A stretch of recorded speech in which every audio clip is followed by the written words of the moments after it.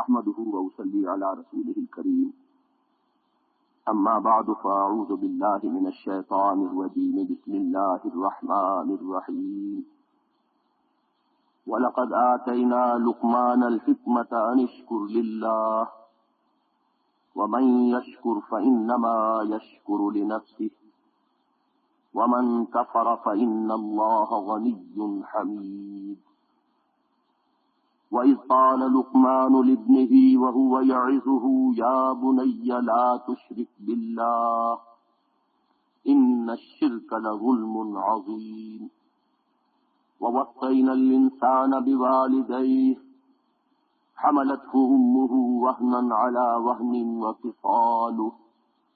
وفصاله في عامين أن اشكر لي ولوالديك إلي المصير وإن جاهداك على أن تشرك بي ما ليس لك به علم فلا تطعهما وصاحبهما في الدنيا معروفا واتبع سبيل من أناب إلي ثم إلي مرجعكم فأنبئكم بما كنتم تعملون يا بني إنها إن تك مثقال حبة من خردل فتكن في صخرة أو في السماوات أو في الأرض يأت بها الله إن الله لطيف خبير يا بني أقم الصلاة وأمر بالمعروف وانه عن المنكر واصبر على ما أصابك إن ذلك من عزم الأمور ولا تصعر خدك للناس ولا تمش في الأرض مرحا إن الله لا يحب كل مختال فخور واقصد في مشيك واغضض من صوتك إن أنكر الأصوات لصوت الحمير صدق اللہ العظیم۔ یہ ہمارے منتخب نصاب کا تیسرا جامع سبق ہے۔ 8 آیات پر مشتمل سورہ لقمان کا یہ دوسرا رکوع قرآن مجید کے نہایت جامع مقامات میں سے ہے، اور اس میں بھی ایک جانب انسانی کامیابی کے ان لوازم کا بیان بڑے اختصار لیکن جامعیت کے ساتھ ہو گیا ہے جو اس سے قبل سورۃ العصر اور آیہ بر میں ہمارے سامنے آ چکے ہیں۔ ساتھ ہی قرآن کے انسان مطلوب کی ایک شخصیت ایک پیکر مجسم کی حیثیت سے نگاہوں کے سامنے آ جاتی ہے۔ اس کے علاوہ اس رکوع میں قرآن مجید کے فلسفہ و حکمت کی کچھ اساسات کا تعین ہے، اور اس اعتبار سے بھی یہ 8 آیات نہایت اہمیت کی حامل ہے۔ سب سے پہلے ہم ان 8 آیات کا ایک رواں ترجمہ کر لیتے ہیں۔ اور ہم نے لقمان کو حکمت عطا فرمائی کہ شکر کر اللہ کا، اور جو کوئی شکر کرتا ہے تو وہ شکر کرتا ہے اپنے ہی بھلے کو، اور جو کفران نعمت کی روش اختیار کرتا ہے تو اللہ تو بے نیاز ہے، اسے کوئی احتیاج لاحق نہیں، اور وہ اپنی ذات میں از خود محمود ہے۔ اور یاد کرو جب کہ کہا لقمان نے اپنے بیٹے سے، اور وہ اسے نصیحت کر رہے تھے، اے میرے بچے اللہ کے ساتھ شرک مت کیجو، یقیناً شرک ایک بہت بڑی ناانصافی ہے۔ اور ہم نے وصیت کی انسان کو اس کے والدین کے بارے میں، اسے اٹھائے رکھا اس کی والدہ نے کمزوری پر کمزوری جھیل کر، اور اس کا دودھ چھڑانا ہے 2 سالوں میں، کہ شکر کر میرا اور اپنے والدین کا، میری ہی طرف لوٹنا ہے۔ اور اگر وہ تجھے مجبور کریں اور تجھ سے جھگڑیں کہ تو میرے ساتھ شریک کرے جس کے لیے کہ تیرے پاس کوئی سند یا دلیل نہیں ہے، تو ان دونوں کا کہنا مت مان، اور دنیا میں ان دونوں کے ساتھ بھلے طریقے پر رہ۔ اور اتباع کر اس کی راہ کا جس نے اپنا رخ میری طرف کر لیا ہو، پھر میری ہی طرف تم سب کو لوٹنا ہے، پھر میں جتلا دوں گا کہ تم کیا کرتے رہے تھے۔ اے میرے بچے، یقیناً نیکی یا بدی، خواہ وہ رائی کے دانے کے ہم وزن ہو، پھر خواہ وہ کسی چٹان میں ہو یا آسمانوں میں ہو یا زمین میں ہو، اللہ اسے لے آئے گا۔ یقیناً اللہ باریک بین ہے، باخبر ہے۔ اے میرے بچے، نماز کو قائم رکھ اور نیکی کا حکم دے اور بدی سے روک، اور پھر صبر کر اس پر کہ جو تجھ پر بیتے۔ یقیناً یہ ہمت کا کام ہے۔ ولا تصعر خدک للناس، اور اپنے گال لوگوں کے لیے پھلا کر نہ رکھ، اور نہ ہی زمین میں چل اکڑ کر۔ یقیناً اللہ کو اکڑنے والے اور شیخی خورے پسند نہیں، اور اپنی چال میں میانہ روی اختیار کر اور اپنی آواز کو پست رکھ۔ یقیناً تمام آوازوں میں سب سے زیادہ ناخوشگوار آواز گدھے کی آواز ہے۔ اس ترجمے سے یہ بات واضح ہو گئی کہ ان 8 آیات میں بھی ان 4 لوازم نجات کا بیان موجود ہے جو سورہ والعصر میں ایمان، عمل صالح، تواصی بالحق اور تواصی بالصبر کے الفاظ میں آ چکے ہیں۔ چنانچہ ایمان کے ضمن میں یہاں اللہ تعالی کا شکر اور اس کے شرک سے اجتناب، ان 2 حوالوں سے ایمان باللہ کا ذکر ہے۔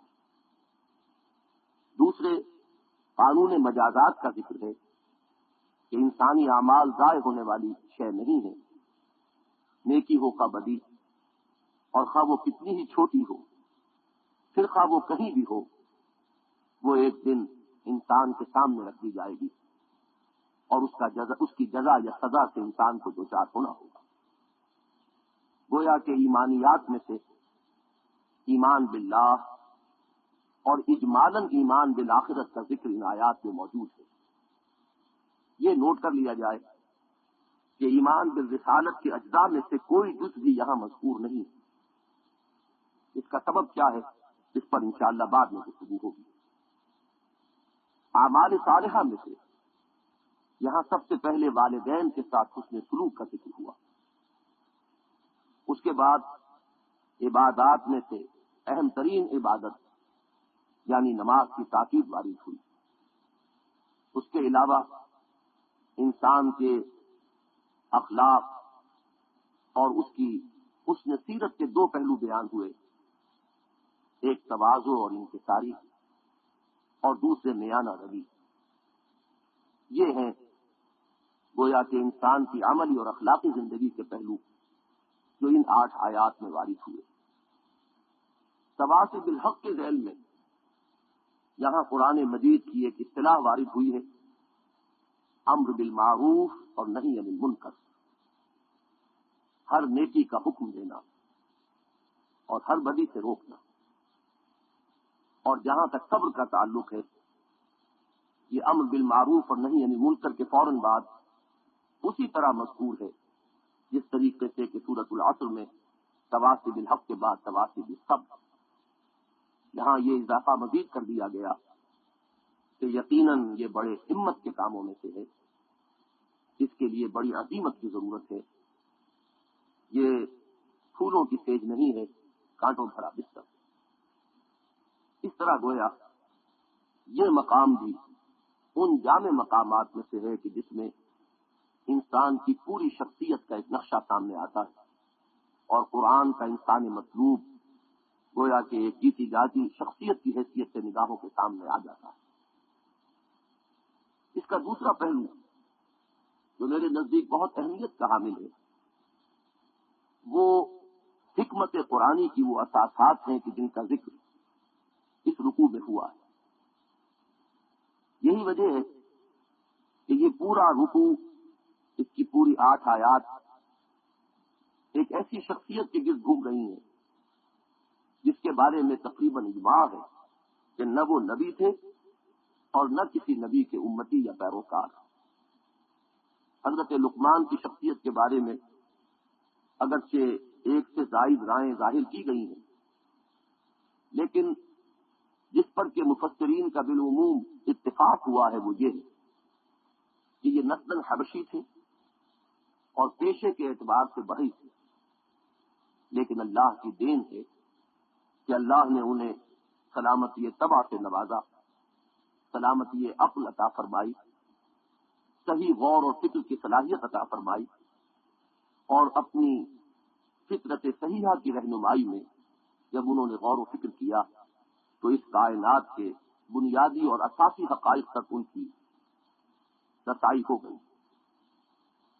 عرب عام طور پر انہیں ایک دانہ انسان کی حیثیت سے جانتے اور مانتے تھے، چنانچہ عرب کے شعراء اور خطباء انہیں اپنے اشعار اور خطبوں میں کوٹ کرتے تھے۔ قرآن مجید نے گویا کہ اس طرح اہل عرب پر ایک حجت بھی قائم کی ہے۔ اس طرح کی ایک حجت وہ حضرت ابراہیم علیہ السلام کی شخصیت کے حوالے سے قائم کرتا ہے کہ تمہارے جد امجد جن کے دین پر ہونے کے تم مدعی ہو، ان کا دین اصلاً وہی تھا کہ جس کی دعوت محمد الرسول اللہ صلی اللہ علیہ وسلم دے رہے ہیں۔ اسی طرح یہ بھی ایک حجت ہے جو ان پر قائم کی جا رہی ہے کہ وہ شخص کہ جس کی دانائی اور حکمت کے تم قائل ہو اور جسے تم اپنے خطبوں اور اشعار میں کوٹ کرتے ہو، وہ بھی در حقیقت اپنی فطرت صحیحہ اور عقل سلیم کی رہنمائی میں انہی باتوں تک پہنچا تھا جن کی دعوت آج تمہیں محمد عربی صلی اللہ علیہ وسلم دے رہے ہیں۔ لفظ حکمت کے بارے میں جان لینا چاہیے کہ یہ ہے کاف اور میم سے بنا ہے، اور اس سے حرفی مادے سے جتنے الفاظ نکلے ہیں ان سب میں پختگی کا مفہوم پایا جاتا ہے۔ مثلا استحکام، کوئی شے، کوئی ادارہ جب مستحکم ہو جاتا ہے تو اس کے معنی یہ ہے کہ وہ اب اپنی مدافعت پر قادر ہے۔ حکمت در حقیقت قرآن مجید کی ایک بڑی بنیادی اصطلاح ہے۔ یہ انسانی عقل کی وہ پختگی ہے کہ جہاں پہنچنے کے بعد انسان میں اصابت رائے پیدا ہوتی ہے، وہ حقائق تک رسائی حاصل کرتا ہے، اور اس کو قرآن مجید نے خیر کثیر سے تعبیر فرمایا۔ چنانچہ سورہ بقرہ میں ارشاد ہوتا ہے یؤتی الحکمت من یشاء، اللہ تعالی حکمت سے نوازتا ہے جس کو چاہتا ہے۔ ومن یؤت الحکمت فقد اوتی خیرا کثیرا، اور جسے بھی حکمت عطا کر دی گئی اسے تو خیر کثیر عطا کر دیا گیا۔ نبی اکرم صلی اللہ علیہ وسلم نے بھی فرمایا کہ الحکمت ضالۃ المؤمن هو احق بها حیث وجدها، حکمت اور دانائی بندہ مومن کی گویا کہ گمشدہ متاع ہے، اور وہ اس کا زیادہ حقدار ہے جہاں بھی کہیں اسے پائے۔ کوئی نسلی تعصب، کوئی قومی عصبیت حکمت اور دانائی کے اخذ کرنے میں رکاوٹ نہیں بننی چاہیے۔ جس طریقے سے کہ انسان کی کوئی شے اگر گم ہو گئی ہو تو جہاں کہیں بھی وہ اس کو پاتا ہے اس پر لپٹتا ہے اور جھپٹ کر اسے حاصل کرنے کی کوشش کرتا ہے۔ اسی طرح حضور نے فرمایا کہ وزڈم، دانائی، حکمت کی بات جہاں بھی پاؤ اسے یوں سمجھو کہ گویا تمہاری اپنی گمشدہ متاع ہے اور اسے حاصل کرو۔ البتہ حکمت اور فلسفے میں ایک بنیادی فرق ہے۔ فلسفے کی بنیاد منطق پر قائم ہے، اور منطق در حقیقت اپنے اندر بہت سے حدود لیے ہوئے۔ منطق کی بنیاد ہمارے نطق پر ہے، اور ہمارا نطق، ہماری قوت گویائی ہمارے مشاہدے پر مبنی ہے۔ گویا کہ انسانی منطق اس کے حواس کے دائرے سے کسی نہ کسی طور پر محدود ہو جاتی ہے۔ وہ حقائق تو ماوراء الحواس ہو، ان کی صحیح تعبیر کے لیے ہماری زبان میں مناسب الفاظ موجود نہیں ہیں۔ قرآن مجید منطقیانہ طرز استدلال استعمال نہیں کرتا، خصوصاً ایمان کی بحث میں جو سب سے بنیادی مباحث ہیں قرآن مجید کے، ان میں اس نے منطقی طرز استدلال کو کہیں استعمال نہیں کیا۔ اس کے برعکس اسلام اپنے استدلال کی بنیاد فطرت کی بدیہیات اور محکمات پر رکھتا ہے۔ وہ فطرت جو کچھ چیزوں کو از خود جانتی ہے، گویا کہ وہ اس کا ادراک اپنے باطن میں کرتی ہے۔ وہ فطرت کہ جس کے بارے میں قرآن کا کہنا یہ ہے کہ یہ اندھی اور بہری نہیں ہے، بلکہ فطرت انسانی میں اللہ تعالیٰ نے بہت کچھ ودیعت فرمایا ہے، جس کے بارے میں حضور صلی اللہ علیہ وسلم کا یہ قول ہے کہ کل مولود یولد علی الفطرہ فابواہ یحودانہ او یمجسانہ او ینصرانہ او کما قال صلی اللہ علیہ وسلم۔ ہر بچہ جو نسل انسانی میں پیدا ہوتا ہے فطرت لے کر آتا ہے۔ یہاں اگر اس کو میں صحیح طور پر ادا کروں تو مراد ہے فطرت اسلام، اس لیے کہ فطرت ہی اسلام ہے اور اسلام بالکل مطابق فطرت ہے۔ حضور فرماتے ہیں کہ یہ تو اس کے والدین ہیں جو بعد میں اسے مجوسی یا نصرانی یا یہودی بنا دیتے ہیں۔ تو یہ فطرت پر اس کی اساسات، اس کے محکمات، اس کی بدیہیات، جن کو انسان از خود جانتا ہے، جس کے لیے اسے کسی عقلی اور منطقی دلیل کی ضرورت نہیں ہے، یہ ہے وہ کارنر سٹون، یہ ہے وہ بنیاد کا پتھر جس پر قرآن مجید اپنے استدلال کی بنیاد رکھتا ہے۔ دوسری چیز کہ جو حکمت قرآنی میں ایک بہت بڑے جزء کی حیثیت سے شامل ہے وہ ہے عقل سلیم۔ فطرت کا جہاں تک معاملہ ہے وہ اپنی جگہ ایک مکمل تشخص کی حامل ہے، ایک مکمل حقیقت ہے جو پیدائشی سے انسان لے کر آتا ہے، لیکن عقل ارتقائی مراحل طے کرتی ہے۔ سوچ وچار کی قوتیں تدریجاً اپنے نشو و نما کو اور اپنی پختگی کو پہنچتی ہیں۔ اگر یہ دونوں چیزیں میسر رہیں، یہ فطرت مسخ نہ ہو اور عقل صحیح رخ پر کام کرتی چلی جائے، تو ان دونوں کا نتیجہ حکمت اور دانائی ہے، جس کا یہاں ذکر حضرت لقمان کے حوالے سے کیا جا رہا ہے۔ جہاں تک فطرت انسانی کا تعلق ہے اس میں کسی ارتقاء کا کوئی سوال نہیں، وہ آغاز ہی سے مکمل ہے۔ البتہ عقل ارتقاء کے تدریجی مراحل طے کر کے اپنی پختگی کو پہنچتی ہے، لیکن جب یہ دونوں چیزیں میسر ہوں اور عقل انسانی فطرت صحیحہ کی رہنمائی میں صحیح سمت میں سفر کرے، تو جس منزل تک یہ دونوں چیزیں انسان کو پہنچاتی ہیں قرآن مجید اس کو حکمت سے تعبیر کرتا ہے۔ یہاں پہلی آیت میں اس حکمت کا حاصل شکر الہی، اللہ کا شکر، یہاں پہلی ہی آیت میں حکمت کے اصل حاصل کے طور پر شکر الہی یعنی اللہ کے شکر کا ذکر ہے۔ چنانچہ الفاظ اس طریقے سے ان دونوں چیزوں کو باہم ایک دوسرے کے ساتھ لازم و ملزوم کی حیثیت سے پیش کر رہے ہیں، گویا حکمت کا لازمی نتیجہ شکر الہی۔ وَلَقَدْ آتَيْنَا لُقْمَانَ الْحِكْمَةَ أَنِ اشْكُرْ لِلَّهِ، ہم نے لقمان کو حکمت اور دانائی عطا فرمائی کہ کر شکر اللہ کا۔ یہ چیز کیونکہ قرآن مجید کے فلسفہ اور حکمت کی ایک بڑی بنیادی بحث ہے، اس لیے اسے اچھی طرح سمجھ لینا چاہیے۔ شکر کیا ہے؟ شکر فطرت صحیحہ کا ایک رد عمل ہے، کسی احسان، کسی بھلائی کے جو جواب میں پیدا ہوتا ہے۔ اگر کوئی کسی کے ساتھ کوئی بھلائی کرتا ہے، کسی کی تکلیف کو دور کرتا ہے، کسی کی احتیاج کو رفع کرتا ہے، کسی کی ضرورت پوری کرتا ہے، تو اس کے اندر اس کے لیے خاص قسم کے جذبات، احساسات پیدا ہوتے ہیں، جن کا پھر وہ اپنی زبان سے کچھ شکریہ کے الفاظ کی صورت میں ہدیہ تشکر کے طور پر پیش بھی کرتا ہے۔ یہ در حقیقت فطرت کی صحت کی علامت ہے۔ اگر یہ ہے تو فطرت اپنی صحت پر برقرار ہے، اور اگر یہ نہیں ہے تو یہ ثبوت ہے اس کا کہ فطرت مست ہو چکی، فطرت کے سوتے خشک ہو چکے۔ لفظ شکر عربی زبان میں بنیادی طور پر دو مفہوموں کے لیے مستعمل ہے۔ چنانچہ عرب کہتے ہیں عین شکرا، وہ چشمہ کہ جس میں سے پانی اب خود ابل رہا، وہ عین شکرا۔ اسی طرح عرب کہتے ہیں دابۃ شکور، وہ چوپایا، وہ جانور کہ جس کی اگر ٹہل کی جا رہی ہو، مناسب سیوا کی جائے، اسے کھانے پینے کو دیا جائے، اس کی خدمت کی جائے، اس میں فربہی پیدا ہوتی ہے، یعنی اس ٹہل اور سیوا کے اثرات اس پر ظاہر ہوتے ہیں، وہ دابۃ شکور۔ ان دونوں کو جب جمع کر لیا جائے تو یہ در حقیقت شکر کے بنیادی مفہوم کو ادا کر دیتے ہیں۔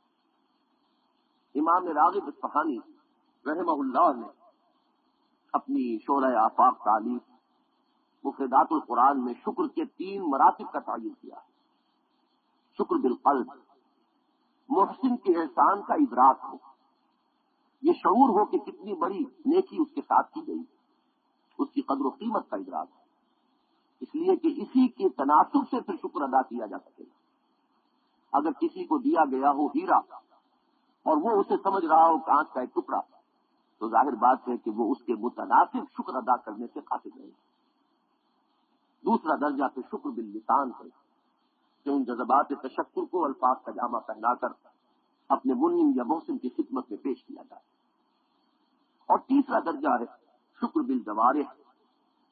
اس کے 2 پہلو ہیں، ایک تو یہ کہ خود اس نعمت کا حق ادا کیا جائے، وہ نعمت اگر انسان کو اس کے کسی بھلائی کے لیے دی گئی تھی تو اس سے وہ بھلائی حاصل کی جائے۔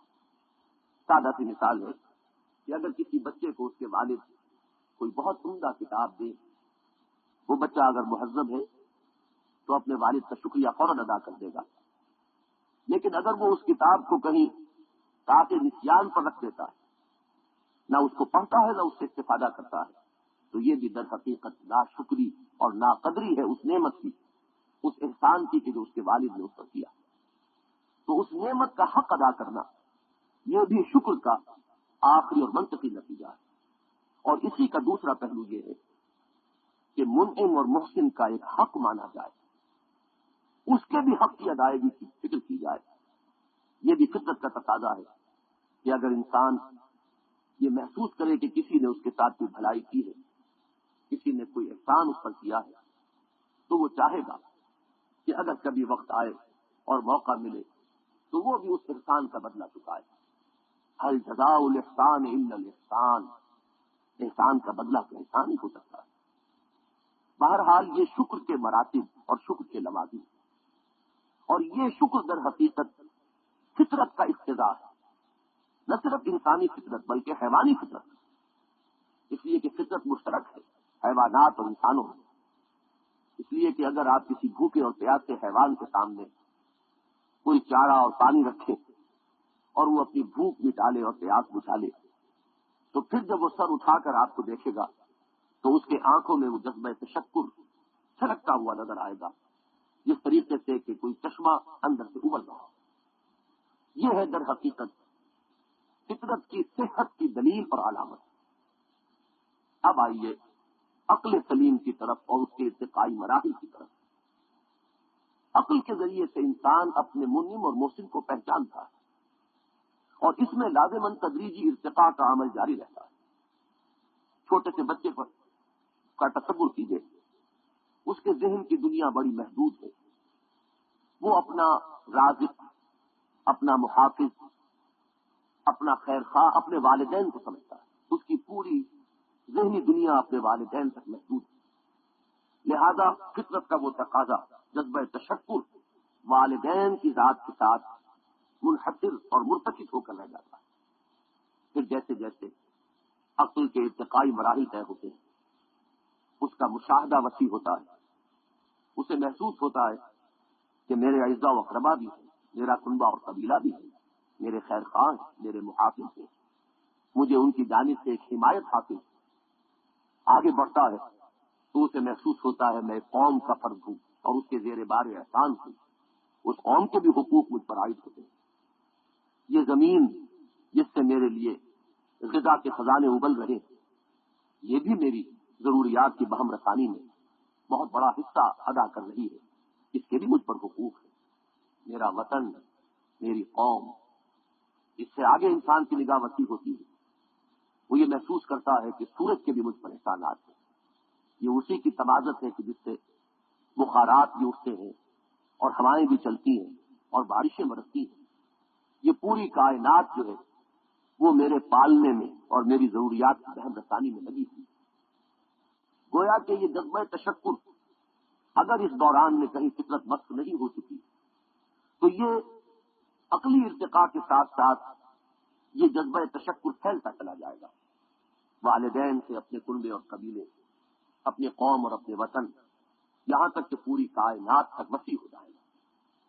یہی وہ بات ہے، سمجھ لینا چاہیے کہ جس کے نتیجے میں انسان نے مظاہر فطرت کی پرستش کرنا شروع کی کہ ان چیزوں کے احسان کا ادراک کرنے کے بعد جب اس میں یہ جذبہ پیدا ہوا کہ وہ بھی ان کے اس احسان کا کوئی بدلہ چکائے، تو ظاہر بات ہے کہ سورج کے احسان کا بدلہ کیسے چکایا جائے سوائے اس کے کہ اس کے سامنے 10 بستہ کھڑا ہو جایا جائے، اس کے سامنے ڈنڈوت بجا لی جائے، اس کی حمد کے ترانے گائے جائے. یہی وہ چیز ہے کہ جو یہی جذبہ تشکر، جذبہ عبادت کی شکل اختیار کرتا ہے. انسان اگر یہیں تک اس کا ذہنی ارتقاء رہے کہ اس نے یہ جان لیا کہ اس کائنات کی ہر شے میری ربوبیت میں لگی ہوئی ہے، میری ضروریات کی بہم رسانی میں لگی ہوئی ہے، تو اس کے اندر وہ چاہے جذبہ عبودیت کہہ لیں چاہے جذبہ تشکر کہہ لیں، وہ اس پوری کائنات کے اندر منتشر ہو جاتا ہے. اس کے بعد عقل انسانی کی ایک ہی پھلانگ اور ہے. اگر وہ اس مرحلے کو عبور کر جائے، اس حقیقت کو جان لے کہ یہ پوری کائنات ایک ہستی اور ایک ذات ہے کہ جس کی عالمگیر ربوبیت کا مظہر پیش کر رہی ہے، وہ ہے خالق، وہ ہے مالک. سورج میں اپنا کچھ نہیں، جو کچھ ہے اسی کا مدیت کرتا ہے. کوئی شے از خود عمل نہیں کر رہی ہے. لا مؤثر فی الحقیقت ولا فاعل الا اللہ. اس کائنات میں ہر شے اسی ہستی کے قانون میں جکڑی ہوئی اور اصل ربوبیت اسی کی، اصل منعم وہ ہے، اصل محسن وہ ہے. تو اب وہ جذبہ تشکر جو پوری کائنات کو محیط ہو گیا تھا، ایک بار پھر مرتکز ہو کر ایک ذات سے وابستہ ہو جائے گا. وہ ذات جسے قرآن مجید کی روح سے اللہ کہہ لو چاہے رحمان کہہ لو، کوئی فرق واقع نہیں ہوتا. قل ادعوا اللہ عبد الرحمان ایما تدعوا فلہ الاسماء الحسنی. عقل انسانی کی معراج یہ ہے کہ وہ اپنے اس اصل منعم اور محسن کو پہچان لے، اپنے اس اصل مربی کی معرفت حاصل کرے. اور جب عقل یہاں تک پہنچ جائے گی تو فطرت صحیحہ کا وہ جذبہ تشکر کل کا کل اس ذات پر مرتکز ہو جائے گا. یہ ہے وہ منطقی نتیجہ جو اس رکوع کی پہلی آیت میں ہمارے سامنے آیا. وَلَقَدْ آتَيْنَا لُقْمَانَ الْحِكْمَةَ أَنِ اشْكُرْ لِلَّهِ. اور یہی وہ بات ہے، وہ جامع کلمہ کہ جس سے قرآن حکیم کی عظیم ترین سورت سورہ فاتحہ کا آغاز ہوتا ہے. الحمدللہ رب العالمین. تمام حمد و ستائش، کل شکر و سپاس اس اللہ کے لیے ہے جو تمام جہانوں کا پروردگار، تمام جہانوں کا پالنہار ہے. شکر کے بارے میں ایک تو وہ نہایت پیاری بات سن لیجیے جو نبی اکرم صلی اللہ علیہ وسلم نے ارشاد فرمائی کہ من لم یشکر الناس لا یشکر اللہ. جو شخص لوگوں کا شکر ادا نہیں کرتا وہ اللہ کا شکر بھی ادا نہیں کرے گا. یعنی یہ وہ بنیادی وصف ہے کہ اگر وہ کسی انسان میں ہے تو اس کا ظہور بہر طور ہوگا، بہر صورت ہوگا. کوئی انسان بھی اگر اس کے ساتھ کوئی بھلائی کرے گا تو اس کی فطرت کا رد عمل وہی ہوگا کہ اس میں وہ جذبہ تشکر ابھرے اور وہ شکریہ کے الفاظ کا جامہ پہن کر اس کی زبان پر آئے. لیکن اگر فطرت بس ہو چکی ہو اور اس کے سوتے خشک ہو چکے ہوں تو اس رد عمل کا ظہور نہ انسانوں کے لیے ہوگا نہ اللہ کے لیے ہو سکے گا. اور اس کے بعد آئیے اس رکوع کی پہلی آیت کے آخری حصے کی طرف فرمایا وَمَن يَشْكُرْ فَإِنَّمَا يَشْكُرُ لِنَفْسِهِ وَمَن كَفَرَ فَإِنَّ اللَّهَ غَنِيٌّ حَمِيدٌ. جو کوئی شکر کرتا ہے وہ اپنے بھلے کو کرتا ہے، اس کا سارا نفع اسی کو پہنچنے والا ہے. اس لیے کہ یہ علامت ہے اس کی شخصیت کے صحیح رخ پر ارتقاء کی، اس کی اپنی تعمیر صحیح انداز پر ہوگی. وہ تعمیر ذات صحیح طور پر کر سکے گا. اور اگر اس کے برعکس روش ہے تو معلوم ہوا کہ اس کی اپنی فطرت مست ہو گئی، نتیجتاً اس کی شخصیت مست ہو جائے گی. لہذا شکر کا فائدہ انسان کو خود ہی اس کی اپنی ذات کو پہنچنے والا ہے. یہاں نوٹ کیجئے کہ لفظ کفر شکر کے مقابلے میں آیا ہے. اصطلاحاً کفر سے ہم مراد لیتے ہیں ایمان سے انکار، ایمان سے بحیثیت مجموعی یا ایمان سے کسی جز سے انکار، اللہ کی ذات کا انکار، اس کی صفات کمال میں سے کسی کا انکار، نبوت و رسالت کا انکار. لیکن عربی زبان میں لفظ کفر کا بنیادی مفہوم ہے کسی چیز کو چھپا دینا، کسی چیز کو دبا دینا. یہی وجہ ہے کہ کاشتکار کو کفار کے لفظ قرآن مجید میں تعبیر کیا گیا، اس لیے کہ وہ بھی کاشتکار بھی زمین میں بیج کو چھپا دیتا ہے. کمثل غیث اعجب الکفار نباتہ، سورہ حدید میں فرمایا گیا اس کی مثال اس بارش کی سی ہے کہ جس سے جو رویدگی زمین سے ابھرتی ہے وہ کاشتکار کو، کسان کو کے دل کو بہت لبھاتی ہے، بہت اچھی لگتی ہے. تو یہاں یہ لفظ کاشتکاروں کے لیے استعمال کیا گیا اسی وجہ سے کہ وہ بھی بیج کو زمین میں چھپاتا ہے. شکر کے مقابلے میں لفظ کفر اگر اس عین الشکرہ کو اپنے ذہن میں رکھیں تو بہت ہی وضاحت کے ساتھ اس کا مفہوم سامنے آ جائے گا کہ اس جذبہ تشکر کو دبا دینے والے وہ ہیں در حقیقت کفران نعمت کرنے والے، احسان و انعام کی ناقدری کرنے والے. قرآن مجید میں یہ لفظ شکر کے مقابلے میں بکثرت مستعمل ہوا ہے. لئن شکرتم لازیدنکم ولئن کفرتم ان عذابی لشدید. اگر تم نے میرے احسانات اور انعامات کی قدر کی، ان کا شکر ادا کیا تو میں اور دوں گا، اور بڑھاؤں گا، اور اضافہ کروں گا. اور اگر تم نے کفران نعمت کی روش اختیار کی، اگر میں سے احسانات و انعامات کی ناقدری کی تو پھر میری سزا بھی بڑی سخت ہے.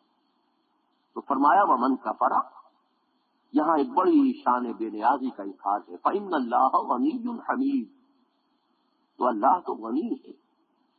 غنی وہ ہستی ہے کہ جسے کوئی احتیاج نہ ہو، جس کی کوئی ضرورت کسی دوسرے سے وابستہ نہ ہو، ہر اعتبار سے خود مکتفی ذات.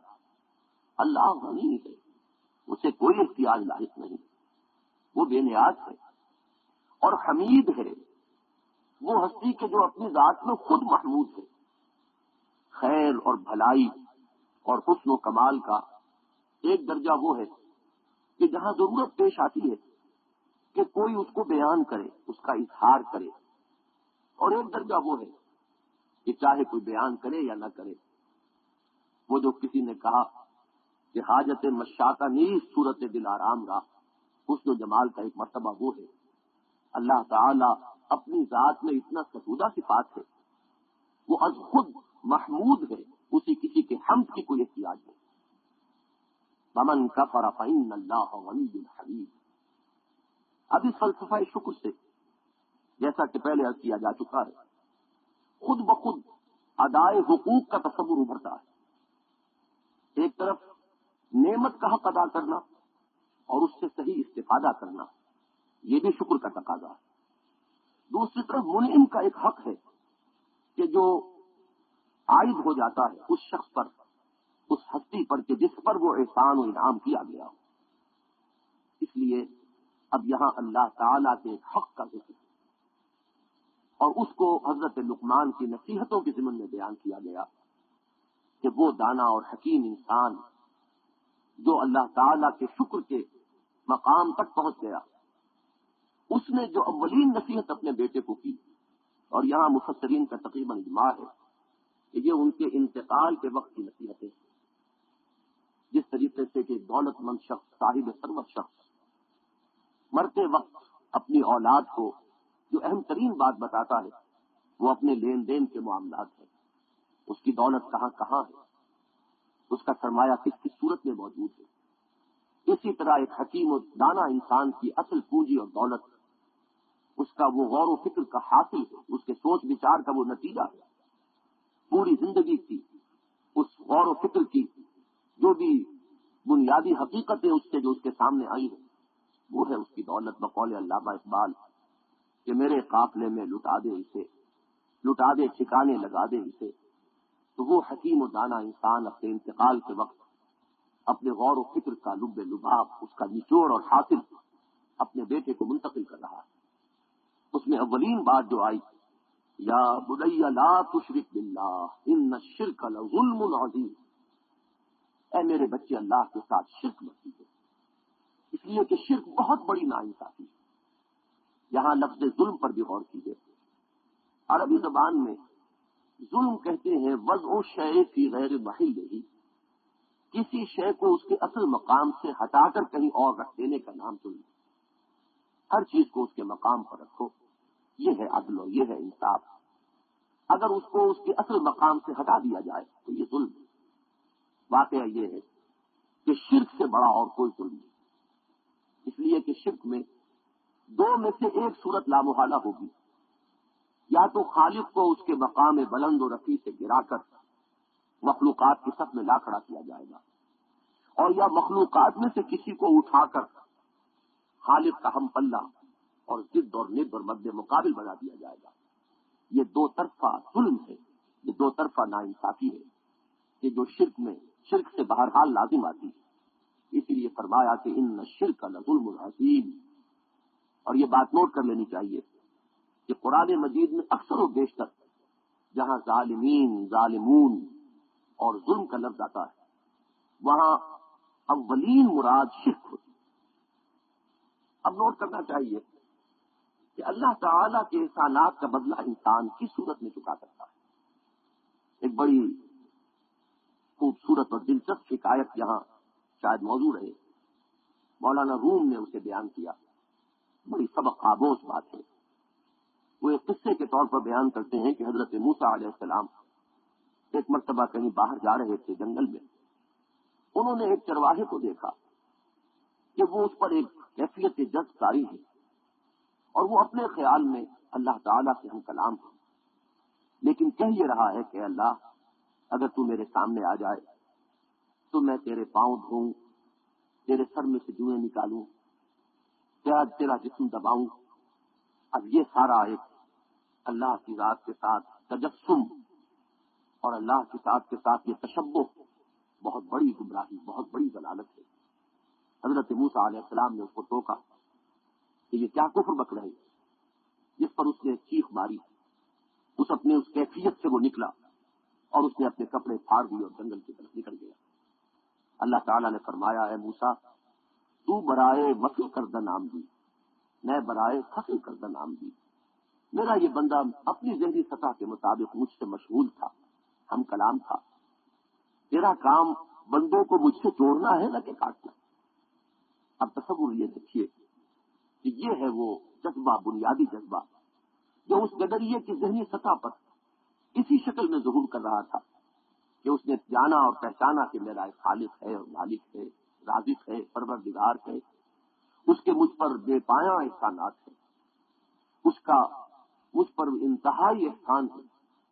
اب فطرت کا رد عمل یہ ہے کہ میں بھی اس کے احسان کا بھی بدلہ چکاؤں، مجھے بھی کہیں موقع ملے. یہاں ہے اب وہ قرآن مجید کی آیت، اس کی طرف ذہن کو منتقل کیجیے کہ ما اريد منهم من رزق وما اريد ان يطعمون ان الله هو الرزاق ذو القوة المتين. میں اپنے بندوں سے کوئی روزی نہیں چاہتا، کوئی رزق کا طلبگار نہیں. میں یہ تو نہیں چاہتا کہ وہ مجھے کھلائیں پلائیں، میں تو اس سے منزہ ہوں، بالا تر ہوں، اعلیٰ اور ارفع ہوں، بلکہ میں تو خود انہیں روزی بہم پہنچاتا ہوں. لیکن ایک چیز مجھے مطلوب ہے، میرے بندے میرا کم سے کم یہ حق ادا کریں کہ مجھے میرے مقام رفیع سے گرائیں نہ، مجھے مخلوقات کی صف میں شامل نہ کر دیں اور مخلوقات میں سے کسی کو میرا مد مقابل نہ بنا دیں. صرف یہ ایک ہے وہ حق کہ جو میں چاہتا ہوں کہ میرے بندے ادا کریں. یہ ہے وہ بات جو حضرت لقمان نے کہی کہ یا بنی لا تشرک باللہ، اے میرے بچے اللہ کے ساتھ شرک مت کیجیے. اب یہ شرک، اس کی وسعت، اس کی ہماگیری، یہ کن کن صورتوں میں ظہور پذیر ہوتا ہے، کس کس چور دروازے سے یہ انسان کی متاع توحید پر ڈاکہ ڈالتا ہے، یہ اپنی جگہ ایک مستقل مضمون ہے جس پر انشاءاللہ کسی اور صحبت میں تفصیلاً گفتگو ہوگی۔ یہاں اس رکوع کے مضامین میں صرف اس حد تک جان لینا کہ حکمت کا لازمی نتیجہ اللہ کا شکر ہے، اور اس اللہ کے شکر میں اللہ کے حق کی ادائیگی کی ایک ہی صورت ہے، اور وہ یہ ہے کہ انسان شرک سے کاملتاً اجتناب کرے، اللہ کے ساتھ کسی کو شریک نہ ٹھہرائے، کسی کو کسی اعتبار سے اللہ کا ہم جنس، اس کا کفر، اس کا ہم پلہ، اس کا مد مقابل، اس کا ضد یا ند، یا اس کے حقوق میں اس کا ساجی، اس کے اختیارات میں اس کا ساجی نہ بنا دے۔ یہ ہے وہ بات کہ جس سے حضرت لقمان نے اپنی نصیحتوں کا آغاز کیا۔ لیکن فوراً ہی ہم دیکھتے ہیں کہ حضرت لقمان کی نصیحتوں کے سلسلے کو قطع کر کے اللہ تعالیٰ اپنی طرف سے ایک بات کا اضافہ فرماتے ہیں، اور اس میں بڑا عجیب اور منطقی ربط ہے کہ جہاں ادائے حقوق کی بحث چلی، وہاں قرآن مجید کے دوسرے بھی متعدد مقامات سے یہ معلوم ہوتا ہے کہ انسان پر اولین حق تو یقیناً اس کے خالق و مالک اور رب اور رازق کا ہے، لیکن اس کے بعد انسانوں میں سے سب سے فائق حق اس کے والدین کا ہے۔ چنانچہ یہاں اللہ تعالیٰ نے حضرت لقمان کی نصیحتوں کے سلسلے کے درمیان اس مضمون کی تکمیل کے لیے والدین کے حقوق کا ذکر کیا، اس لیے کہ منطقی طور پر اور جو اٹھان ہے اس مضمون کا، اس کے اعتبار سے یہاں ایک خلا رہ جاتا اگر یہ بات بیان نہ ہوتی۔ اس میں ایک اور لطیف نکتہ بھی یہ ہے کہ حضرت لقمان کو تو یہ زیب نہ دیتا تھا کہ وہ اپنے بچے کے سامنے اپنے حقوق کا بیان کرے، لیکن اللہ تعالیٰ نے اپنی جانب سے اس مضمون کی تکمیل فرما دی۔ وَوَصَّيْنَا الْإِنسَانَ بِوَالِدَيْهِ، ہم نے انسان کو اس کے والدین کے بارے میں وصیت کی ہے، تاکید کی ہے۔ ظاہر بات ہے کہ یہ حسن سلوک کی تاکید ہے، یہ اچھے رویے کی تاکید ہے، یہ ان کی فرما برداری کی تاکید ہے، ان کا حق ماننے کی تاکید ہے۔ پھر والدین میں سے بھی عقل بھی اس کی متقاضی ہے، مشاہدہ بھی اسی کا تقاضا کرتا ہے، اور قرآن و حدیث سے بھی ہمیں یہی بات معلوم ہوتی ہے کہ والدہ کے حقوق والد کے مقابلے میں کہیں زیادہ ہے، اس لیے کہ حقیقتاً انسان کے وجود میں آنے میں بھی والدہ کو جو مشقتیں جھیلنی پڑتی ہیں، جس طرح 9 مہینے تک وہ رحم مادر میں ایک جوک کے مانند اس کے خون کو چوستا ہے، اور اس کے بعد بھی 2 سال تک اس کی چھاتیوں سے اس کی توانائی اس کے لیے غذا بن کر اس کے حلق میں اترتی ہے۔ اس کی طرف اشارہ کر دیا گیا کہ حملتہ امہ وہنا علی وہن وفصالہ فی عامین، اس کو اٹھائے رکھا اس کی ماں نے ضعف پر ضعف اور کمزوری پر کمزوری جھیل کر، اور پھر اس کا دودھ چھڑانا ہے 2 سالوں میں۔ انشکر لی ولوالدیک، یہ ہے وہ اصل وصیت کہ شکر کر میرا اور اپنے والدین کا۔ یہاں ذرا وہ لطیف نقطہ سامنے آ جائے، ایک مقام پر قرآن مجید میں یہ بات فرمائی گئی کہ نبی صلی اللہ علیہ وسلم کو حیا آتی ہے، وہ ہے مسلمانوں تم سے یہ نہیں کہہ سکتے کہ اب کھانا کھا چکے ہو تو چلے جاؤ، ان کی پرائیویسی میں تم مخل ہو جاتے ہو، بیٹھے رہتے ہو گفتگوؤں کے لیے، احادیث سننے کے لیے، لیکن تم نہیں محسوس کرتے کہ اس سے نبی کو تکلیف پہنچتی ہے۔ لیکن اللہ کو حق بات کہنے میں کوئی بات نہیں۔ وہی انداز یہاں ہے کہ حضرت لقمان کو تو اپنے بیٹے پر اپنا حق جتلاتے ہوئے ایک حیا کا احساس ہوا، لیکن اللہ تعالیٰ نے جب بات فرمائی تو اس میں اپنے حق کا مقدم ذکر کیا، انشکر لی ولوالدیک، شکر کر میرا اور اپنے والدین کا، اس لیے کہ مقدم شکر بہرحال اللہ کا، والدین کے دل میں بھی محبت ڈالنے والا وہی۔ یہ شفقت جو والدہ کے دل میں ہے، اس کا منبع اور سرچشمہ بھی در حقیقت رحم خداوندی، رحمت خداوندی، جیسا کہ حدیث قدسی میں آتا ہے کہ اللہ تعالیٰ نے اپنی رحمت کے 100 حصے کیے، جس میں سے 99 اپنے پاس رکھے اور ایک حصہ کل خلق میں تقسیم کر دیا۔ والدین کے دلوں میں اولاد کے لیے محبت و شفقت، بہنوں بھائیوں میں باہمی محبت و الفت، شوہر اور بیوی میں باہمی محبت کا یہ سارا سلسلہ در حقیقت رحمت خداوندی کے اس 100ویں حصے کا ظہور ہے۔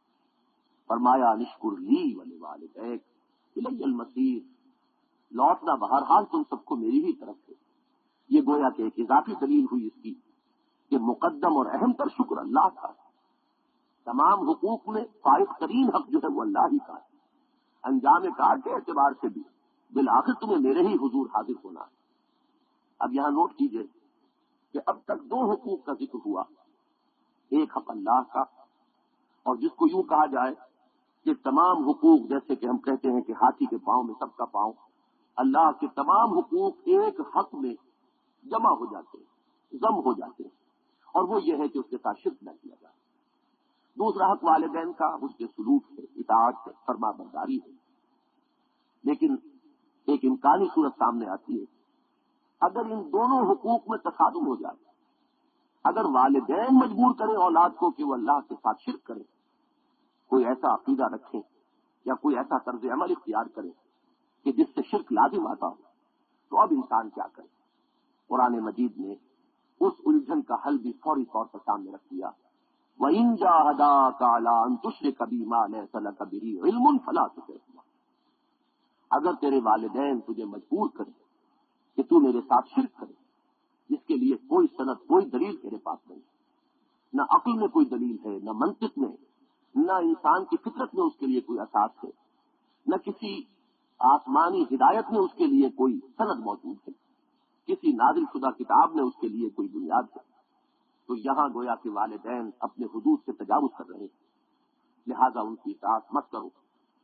لیکن قرآن مجید کا توازن دیکھیے کہ یہاں یہ صورت نہیں ہے کہ رد عمل کے جوش میں یہ موقف اختیار کر لیا جائے کہ اب گویا کہ والدین کے جملہ حقوق ساقط ہو گئے.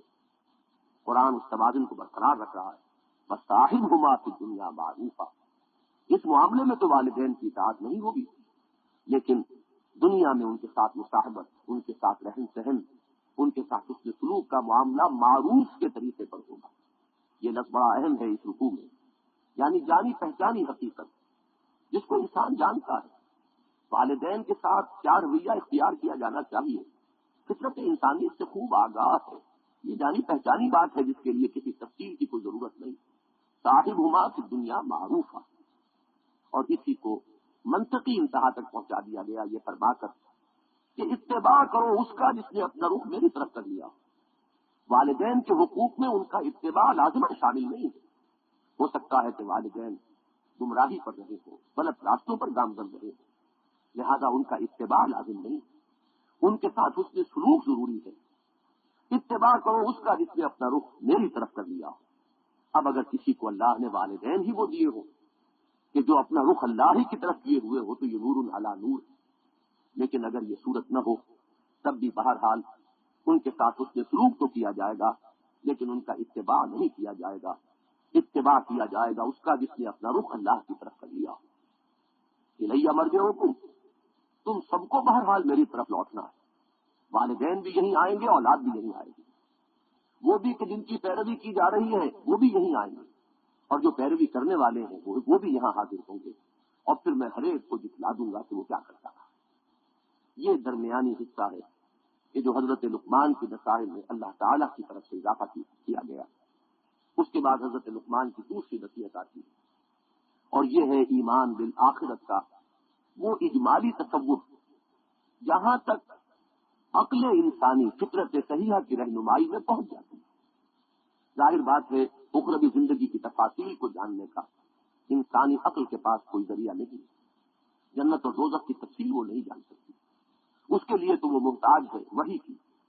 یہ باتیں تو انبیاء اور رسول ہی کے ذریعے معلوم ہو سکتی ہیں، لیکن عقل انسانی یہاں تک انسان کو بہرحال پہنچا دیتی ہے کہ نیکی اور بدی کا شعور فطرت انسانی میں موجود ہے. خیر اور شر میں انسان امتیاز کرتا ہے. معروف اور منکر، یہ اصطلاحات جو اس رکوع میں بڑی وضاحت کے ساتھ آ رہی ہیں، گویا کہ اشارہ کر رہی ہیں اس بات کی طرف کہ فطرت انسانی اندھی بہری نہیں ہے اس پہلو سے کہ وہ نہ جانتی ہو کہ کیا خیر ہے اور کیا شر. قرآن مجید نے اس کو یوں بھی ادا کیا آخری پارے میں کہ وہ نفس وما سواها فالهمها فجورها وتقواها، اور وہ نفس انسانی اور اسے جو سنوارا اور بنایا اور اس کی نوک پلک درست کی اور اس نے نیکی اور بدی کا شعور الہامی طور پر وضاحت کر دیا. اب اگر نیکی اور بدی یہ حقیقتیں ہیں، اگر خیر و شر ان کا امتیاز واقعی ہے، تو عقل انسانی یہ تقاضا کرتی ہے فطرت کا اقتضا ہے کہ نیکی کا بدلہ جزا کی صورت میں ملنا چاہیے اور بدی کا بدلہ سزا کی صورت میں ملنا چاہیے۔ اس دنیا میں ہم یہ دیکھتے ہیں کہ یہ قانون پورا نہیں ہوتا، یا تو برعکس صورت نکل آتی ہے، نیکوکار انسان کے لیے یہاں فقر و فاقہ ہے اور بدکاروں کے لیے، ظالموں کے لیے یہاں کی عیش، یہاں کے تعیشات ہیں، یہاں کا آرام ہے۔ بسا اوقات ایسا بھی ہوتا ہے کہ نیکوکار کو آپ کو جزا دیتے بھی ہیں تو بہرحال اس دنیا میں اس کی نیکی کے تناسب سے نہیں دے سکتے، اور کسی مجرم کو سزا دینا چاہتے بھی ہیں۔ اگر ہٹلر کہیں زندہ مل بھی گیا ہوتا اور اس کے جسم کا ایک ایک ریشہ جدا کر دیا گیا ہوتا تو کیا اس کے جرائم کے ہم وزن سزا اس کو مل جاتی؟ اور اگر محمد الرسول اللہ صلی اللہ علیہ وسلم کو پوری نوع انسانی ان کی نیکی کا صلہ دینا چاہتی تو کیا یہ ان کے لیے ممکن تھا؟ یہ ہے وہ بنیادی دلائل جو قرآن مجید میں جا بجا پھیلے ہوئے ہیں، لیکن جن کا حاصل یہ ہے کہ عقل انسانی اور فطرت انسانی دونوں کا متفقہ تقاضا یہ ہے کہ کوئی اور عالم ہو، کوئی اور دنیا ہو، کوئی اور زندگی ہو جسے اس عالم کے مادی قوانین گورن نہ کر رہے، جہاں زندگی کی یہ محدودیت نہ ہو، جہاں زندگی کا ایک طویل عمل ہو اور اس میں ہر انسان کو اپنے کیے کا پورا بدلہ مل جائے۔ یہاں حضرت لقمان نے اپنی نصیحتوں میں اسی بات کو بڑی جامعیت کے ساتھ گویا کہ جو ایمان بالآخرت کا جو استدلالی اس کی بنیاد اور اساس ہے اس کو یہاں بیان کر دیا گیا، اور یہی بات میں نے اس وقت عرض کی تھی کہ اس رکوع میں رسالت کا ذکر نہیں ہے، ایمانیات میں سے ایمان باللہ اور اس کا تقاضا یعنی توحید کا التزام اور شرک کا اجتناب، اور ایمان بالآخرت اس کی ایک منطقی اور عقلی اساس، بس ان دونوں کا ذکر ہے، اس لیے کہ عقل و فطرت یہاں تک پہنچ کر گویا کہ وہ اپنے آخری حد تک پہنچ جاتی ہے۔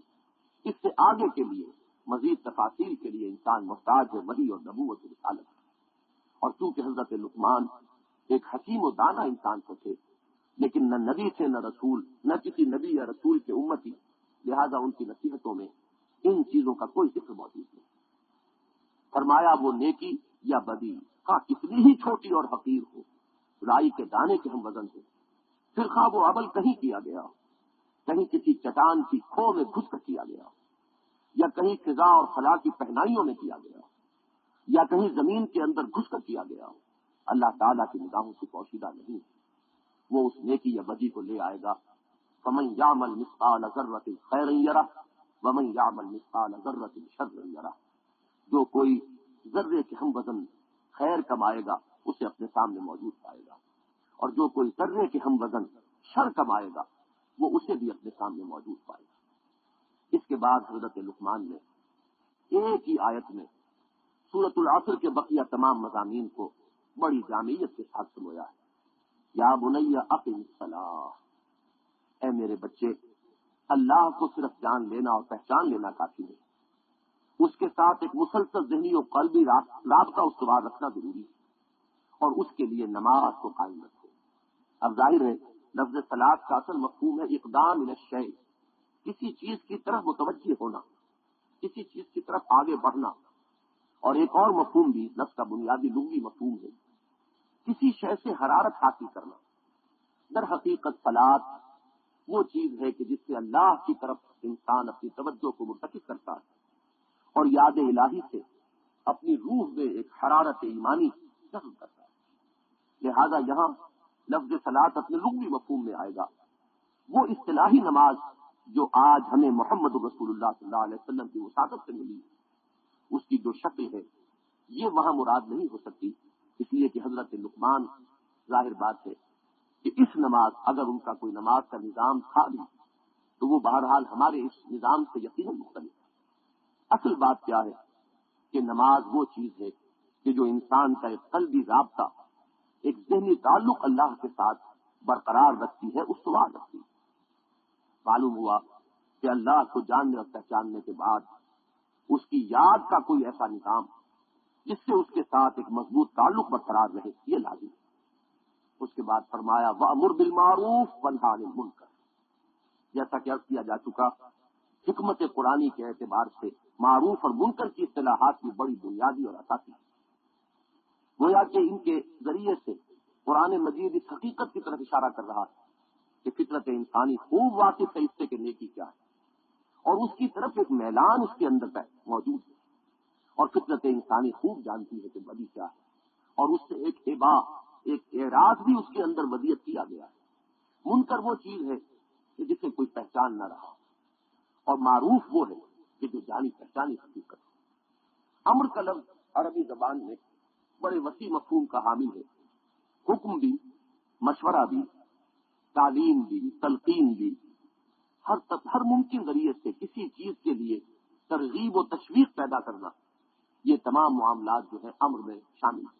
امر بالمعروف نہیں انل منکر، ہر نیکی، ہر خیر، ہر بھلائی کا پرچار کرو، اس کے داعی بن کر کھڑے ہو، اس کی تبلیغ کرو، اور اگر قوت ہو تو اسے نافذ کرو، اور ہر بدی، ہر شر، ہر برائی کا استحصال کرو، زبان سے کرو، ہاتھ سے کرو، تلقین اور تعلیم کے ذریعے کرو، اور اگر طاقت ہو تو دل جبر کرو، بزور کرو، جیسے کہ حضور نے ارشاد فرمایا صلی اللہ علیہ وسلم، من رأى منکم منکرا فلیغیرہ بیدہ، تم میں سے جو شخص بھی کسی برائی کو دیکھے اس پر لازم ہے کہ اسے اپنے ہاتھ سے بدل دے، فإن لم یستطع، اگر اس کی استطاعت نہ ہو، ماحول سازگار نہ ہو، اتنی طاقت اور قوت نہ ہو، فبلسانہ ہی، تو اپنی زبان سے تعلیم و تلقین، افہام و تفہیم، نصیحت، فإن لم یستطع فبقلبہ، اور اگر زبانوں پر بھی پہرے بیٹھا دیے گئے ہوں اور تالے ڈال دیے گئے ہوں تو کم سے کم دل میں ایک شدید گھٹن کا احساس، ایک شدید جذبہ نفرت اس بدی کے خلاف موجود رہنا چاہیے۔ اور حضور نے فرمایا کہ ذالک اضعف الایمان، یہ ایمان کا کمزور ترین درجہ ہے۔ وآخر دعوانا ان الحمد للہ رب العالمین۔